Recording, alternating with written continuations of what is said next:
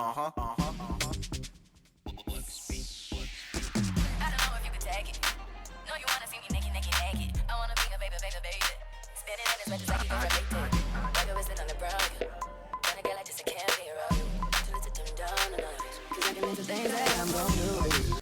Oftentimes, I am on YouTube. I'm critiqued because I critique a lot of other people's work. This is my shower, and I just thought I would show you not only what I did on my own, but also some of the mistakes that I made. Mistakes are something, again, that I have a lot of videos of because, you know, back in 2007, I was getting hired from a lot of jobs that were done poorly. And then people always comment, why don't you show your work? Look at my channel. I have all kinds of videos going back 7 years of my work, but specifically, I want to show you, I want to kind of out myself, I guess, for lack of a better term, on some of the mistakes that I made.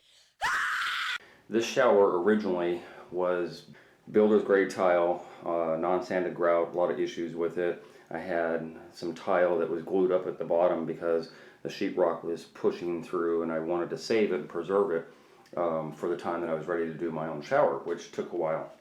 I had been in this house 9 years, and for the first, I believe, 5 years, it was just the builder's type of tile that was on here. And going backwards in time, I think the house was built 17 years ago, 18 years ago. I don't know if you could take it. No, you wanna see me naked, naked, naked. I wanna be a baby, baby, baby. Spinning in as much as I can go for big. Like a whistle on the brown. When I get like this, I can't be around you. Too late to turn down a notch. 'Cause I can into things that I'm gon' do. Wow, wow, wow. Wow, wow, wow, thoughts. Wow, wow, wow. When I'm with you, I built my shower and took everything apart that had been there previously. I'll post a link down in the description box and you can see what my shower looked like back then. I knew I would have to do this again, and I was trying to get a little discount off the price of the house, and they didn't jump for it, so I ended up just procrastinating until I finally got mine done.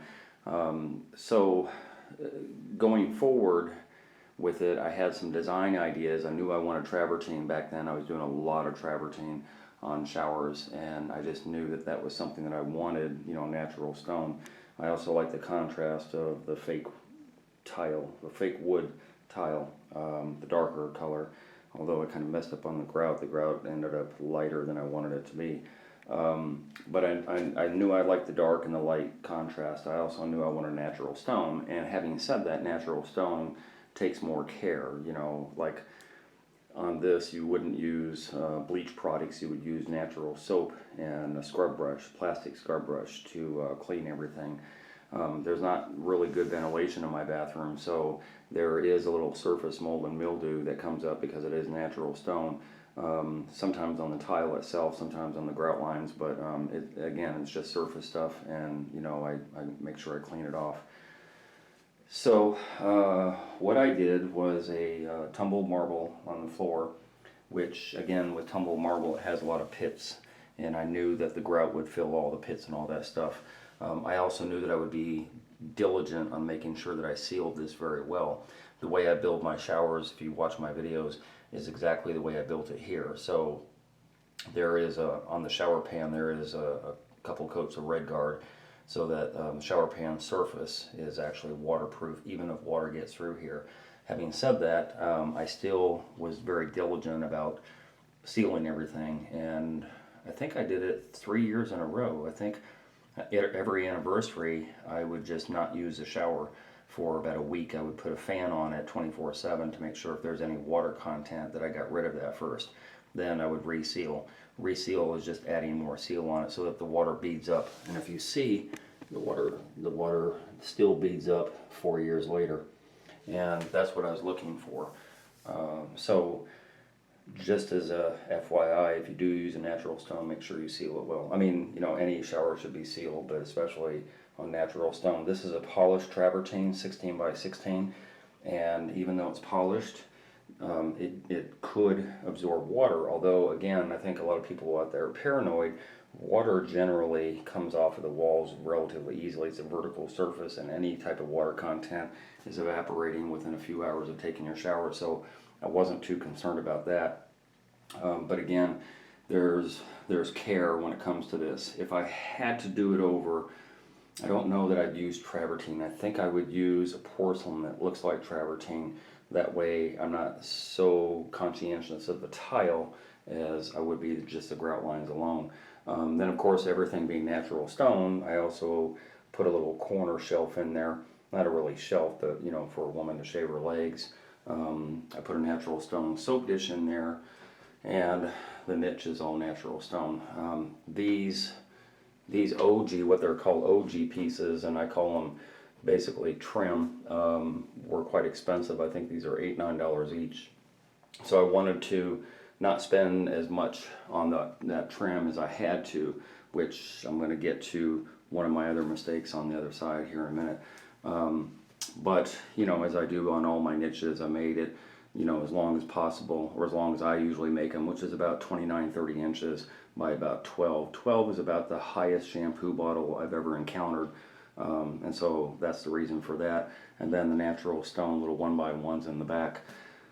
Again, I kind of threw this together on a whim. I had about 7 or 8 days off that I said, you know, let me go ahead and dismantle, tear out everything in here and put it back together. So there wasn't a lot of pre-planning involved, and for that I just have a few regrets, because I would have done things maybe a little fancier inside of here, and you know, done things a little different. But it is what it is. So I used a Delta mixer. If you watched another video of mine, the best shower head out there, you can actually Google that. You'll probably find my video on this. This has, I think it's 10 different settings on this shower head. So I really like that. I bought an extension arm to bump it out, you know, a good foot or so, and you know, kind of a rainforest type of thing. And then if you notice, these are just I don't know, for lack of a better term, they're just kind of hooks for towels and stuff like that you would have in a bathroom. But I used one for wash rags and then realized that I needed another one, so I put one up there. They don't really match. Again, some of the things that I would do different, throwing together something quickly is not the way to go. And you know, because I was pressed for time, I just kind of threw it together. I don't even think I pre-planned it any more than a couple of days, actually. But there are some things I was adamant about. You know, the contiguous curb top, which I like, you know, fits on there well. The only issue I have with that is that I would have ripped this down to 5.5 inches. As it is 6 inches, and so there's an overlap there. And because of the overlap, this area here is hard to clean sometimes. So yes, it's slanted and sloped and all that stuff, and water drips off in a positive fashion. It's 3x4, I think it was, to start out with, and now it's 5x3. Yeah, I think it's 3 across by 5 deep. And as you could tell when I first started this, there's no shower door here. The water that ever gets onto this area is minimal at best. So it's set up for a shower door if somebody wanted to put in one later on. The way glass works is this panel is set offset like this, so that you still have another shelf area, as if you needed more anyway. But anyway, this is offset, and then if a glass company came in, they would do another little panel that would be cut around the knee wall and probably about 2 inches or so out, with a notch out for this trim. And then they would have a door. It would be anchored over here, and the door would swing in both ways. So it's still reasonable to put a door on there if somebody wanted one. Got a towel bar on here. I was a little relegated on where to put the towel bar. You would think that these towels get wet as you're taking a shower, but it really doesn't happen. So everything's encompassed within the shower. Everything that you need is at arm's reach. So I used Schluter trim on here, and I haven't painted the walls yet, so excuse that. But I used Schluter on the end of here, and again, I didn't want to go to the extra expense, which I probably should have in hindsight, to get these pieces, these trim pieces in here. So I decided to use Schluter, but I also took the 16x16 and cut like 2 1/4 strips here vertically, so that it kind of looked like there was an end to the tile, and then put that on as kind of an end cap. So when I talk about mistakes, they're kind of minor. There are mistakes that I would not necessarily do for a customer, but again, it's my shower, and those mistakes, you know, yeah, I kind of regret sometimes, but then again, it's only me that has to deal with it, so it's not a big deal. You know, I'm pretty flush on here. There's a little lippage going on, which again I regret, but you know, I was throwing this together kind of flush, and then some of this actually gets indented a little bit. I'm not going to say it's a horrible mistake, but it's just something that going forward, I wish I had taken more time. I wish I had, you know, kind of treated this with a little bit more care and being more conscientious. Another thing too is that I got a little pitch on this curb top, or this knee wall top. I got a little pitch on it, but I didn't quite get enough. It wasn't as profound as I wanted it to. So what I did is I came in here and I notched out everywhere there's a trim piece here. I kind of notched out so that when water comes off of the glass, it wants to go onto this notch. So that's kind of, I suppose, if I had regrets, I would have, you know, focused more on doing this slope properly. Some people call it OG pieces. I call it chair railing. For these purposes, I'm just calling it trim. As I said, over here on the niche, they're quite expensive, and you can see there's probably $80 already worth of this this chair railing. And again, you know, it goes down to the bottom here. I wish I had done it on this side over here. That's one regret. Another regret is that I didn't want to, because this is outside of the shower into the tub, I didn't want to foot the bill to have all this replicated. So my mistake was that I went ahead and used a Schluter strip to go inside here to kind of end where the tile came together, but I don't know what I was thinking. I never put a corner piece on and continued that Schluter all the way down, and some of the cuts aren't on point either, like right here. So, you know, it's small things, but you know, tilers are critical. Whenever I go to a hotel, or some of my other videos you see where I've shot how they do tile in Jamaica and stuff like that, I'm very critical, sometimes in a positive, sometimes in a negative way. And I'm being negative on my own shower because I just want you to see there are tilers out there that you're kind of like, well, what does their shower look like? So for curiosity's sake, now you see what my shower looks like. You also see some of the things that I made a mistake on. And again, any one of these small things are not, I'm going to say none of these are major mistakes. But again, these are things that I'm adherent to. If I came in here for the first time and I hadn't built this shower, somebody else had, these are some of the things that I would critique on somebody else. And so I think if fair is fair, I should probably do the same thing to myself. And again, with regard to having this flat and flush and all that stuff, that's one. With regard to having this slope properly, that's two. There's a little lippage going on. I didn't really address that because they're so minor where it's at anyway. So I think there's 3 or 4 little areas that I'm not 100% happy with. Again, a minor thing, but the preponderance of these things bother me now. You know, 4 years later, I would have done this chair railing on the outside. Just foot the bill for that. The glass I had done, I think I was getting quotes for about $500 for just a panel of glass, a 3 foot by 5 foot long panel of glass. And I happen to know a glass guy. He came in at cost, I believe, cost was $200 on this, so you see where the markup's at. And then of course, you know, the guys that installed it, I tipped him $100. So I paid about $300 for this panel of glass. If I had done it all the way around, with the door and the little piece here I was talking about, it would probably run about $1,200, maybe $1,400 for the whole setup.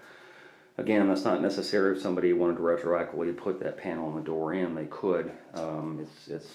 It's okay to do that later on. One of the other things I wanted to talk about really quick on here, this is all grout. There is no caulking along here where the planes are different. The tile sits inside of here and this one overlaps that. There's grout. There's no cracking. This is 4 years later. There's no cracking going on whatsoever. There's no cracking going on here. Even on this area, there's no cracking, there's no separation, there's no settling of the material, therefore there's no caulking. The problem with caulking is that once you start, it becomes a Pandora's box. Once the caulking gets mold and mildew up under there, 6 months, a year, however long it takes, you have to take all that caulking out and redo it again. But honestly, it's not a big deal. This grout line is no different than that grout line, then that grout line, then that grout line. There's nothing behind here. You understand? Where these two tile come together and this grout line is here, there's nothing behind here except grout. Here, on the other hand, you have a piece of tile. Then you have another piece of tile overlapping that, and then you have grout. So this is actually better than this. But the reason people get focused on this is because the separate planes usually at some point will separate and you'll end up with a little lineal crack. If there's a crack there, there's a reason to do caulking.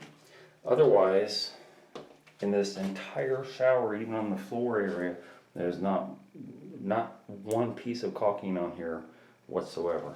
What else do people freak out about? They freak out about the mold and mildew getting into the pan because you didn't do a pre-slope. Never an issue. As I said, mold and mildew will grow onto a porous surface, but you know, again, that surface level type of mold and mildew, and it comes off relatively easy. So that's the gist of it. That's how I've done my shower. I actually lost money, but besides spending all the money on material, I lost 8-9 days worth of work. So you know, just showing that that I can kind of man up to my own issues that I have with self-critiquing. I hope you enjoyed that video. If you did, then subscribe.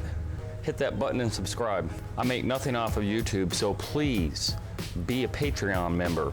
I'm going to post a link down below to my Patreon account, and you can donate $1, $5, $10, $20 a month. Just pledge that on a monthly basis. That will help me produce more videos and content so that you can watch and learn from my channel. And donate at least $50 if you're going to call. If you're going to call for advice, donate to my PayPal, please. Donate first, and then feel free to call me or email me for advice. Otherwise, business calls only, please.